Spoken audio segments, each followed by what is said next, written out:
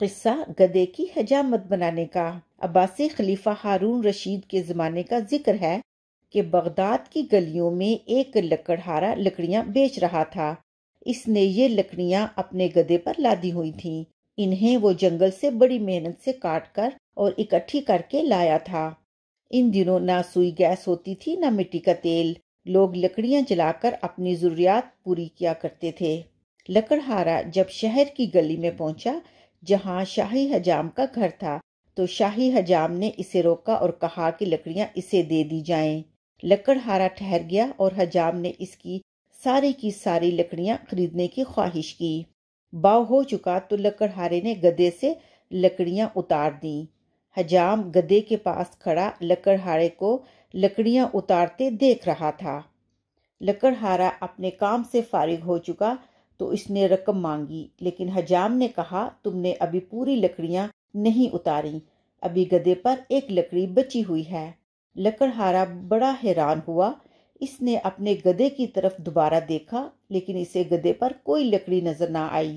اس نے حیرانی سے کہا جناب میں نے تمام لکڑیاں اتار دی ہیں، اب گدے پر کوئی لکڑی نہیں رہی، ذرا آنکھیں کھول کر دیکھو بے وقوف، تمہیں واقعی گدے پر کوئی لکڑی نظر نہیں آ رہی؟ حجام نے بگڑ کر کہا اچھا آپ اس کجاوے کی بات کر رہے ہیں؟ جناب بے شک یہ لکڑی کا بنا ہوا ہے لیکن یہ میرے گدے کے لیے ہے، اس میں تو میں لکڑیاں وغیرہ لاتا ہوں، یہ ان لکڑیوں کا حصہ نہیں جن کا میں نے آپ سے سودا کیا ہے۔ لکڑہارا شاہی حجام کو سمجھاتے ہوئے بولا، لیکن حجام کو اپنے مرتبے کا بڑا غرور تھا کہ وہ خلیفہ کا حجام ہے۔ اس نے پھر بڑے باروب اور غرور سے کہا نہیں، تم نے تمام لکڑیوں کا سودا کیا تھا، اس لیے میں تمام لکڑیاں لوں گا چاہے اس میں کجاوا بھی آئے۔ کیا کجاوا لکڑیوں کا بنا ہوا نہیں ہے؟ لکڑہارے نے بہت کہا کہ یہ کجاوا لکڑیوں میں نہیں آتا لیکن حجام نہ مانا۔ بات عدالت تک پہنچی اور معاملہ خلیفہ کے دربار میں آ گیا۔ خلیفہ نے اس انوکھے مقدمے کا فیصلہ حجام کے حق میں کر دیا کیونکہ قانون کے مطابق حجام کی بات ٹھیک ہے کہ وہ گدے پر لدی ہوئی ہر چیز لے گا۔ چونکہ کجاوا لکڑی کا بنا ہوا ہے اسی لیے وہ بھی اس میں شامل ہے، لیکن حقیقت میں یہ سب جانتے تھے کہ یہ حجام کی چالاکی ہے۔ خلیفہ نے فیصلے کے بعد لکڑہارے نے اپنا کجاوا حجام کو دے دیا۔ اس واقعے کے کچھ عرصہ گزرا۔ ایک دن یہی لکڑہارا حجام کے مکان پر گیا اور کہا کہ میں نے اپنی اور اپنے ساتھی کی حجامت بنوانی ہے۔ حجام نے اپنی فیس بتائی تو لکڑہارا اس فیس پر حجامت بنوانے کے لیے تیار ہو گیا۔ حجام نے پہلے لکڑہارے کی حجامت بنائی، اس کے بعد اس نے کہا جاؤ اپنے ساتھی کو لے آؤ۔ لکڑہارا گیا اور اپنے گدے کو دکان کے اندر لے آیا۔ گدے کو دیکھ کر حجام کو سخت غصہ آیا۔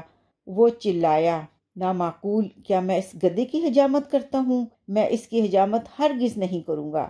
لیکن لکڑہارے نے کہا تم نے میری اور میرے ساتھی کی حجامت بنانے کا معاوضہ طے کیا ہے، یہ گدھا میرا ساتھی ہے اسی لیے تمہیں اس کی حجامت بنانا پڑے گی ورنہ میں اپنا مقدمہ خلیفہ کے پاس لے جاؤں گا۔ حجام گدھے کی حجامت کر کے اپنی ذلت قبول کرنے کو تیار نہ ہوا اور مقدمہ خلیفہ کے عدالت میں چلا گیا۔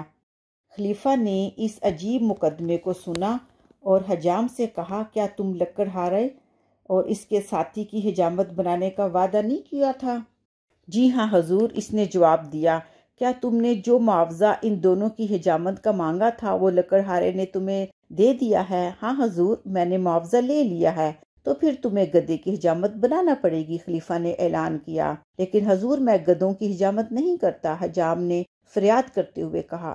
سنو حجام، تم نے پچھلے دنوں اس لکڑہارے سے لکڑی خریدی تھی، اس وقت تم نے تمام لکڑیوں کا سودا کیا تھا، لیکن لکڑہارے نے تم سے اپنے کجاوے کا سودا نہیں کیا تھا، مگر کجاوا بھی لکڑیوں کا بنا ہوا تھا، اس لیے قانون کے مطابق تمہاری بات مان لی گئی اور تمہیں کجاوے سمیت لکڑیاں مل گئیں۔ اس طرح تم نے لکڑہارے سے اس کے ساتھی کی حجامت بنانے کا وعدہ کیا تھا۔ اب لکڑہارے کا ساتھی چاہے کوئی گدھا ہو یا انسان، تمہیں اس کی حجامت بنانا پڑے گی۔ حجام نے بہت شور مچایا لیکن اس کی بات نہ مانی گئی۔ خلیفہ نے حکم دیا وہ اس بھرے دربار میں سب کے سامنے گدھے کی حجامت کرے۔ حجام کو واقعی بڑے دربار میں گدھے کی حجامت بنانا پڑی۔ اس طرح اس نے چالاکی اور عیاری سے اپنے مقام کا جو ناجائز فائدہ اٹھایا تھا، اسے اس کی سزا مل گئی۔ کہتے ہیں کہ یہ ترکیب خود خلیفہ ہارون الرشید نے لکڑہارے کو بتائی تھی تاکہ حجام کو اس کے کیے کی سزا ملے۔ شکراً۔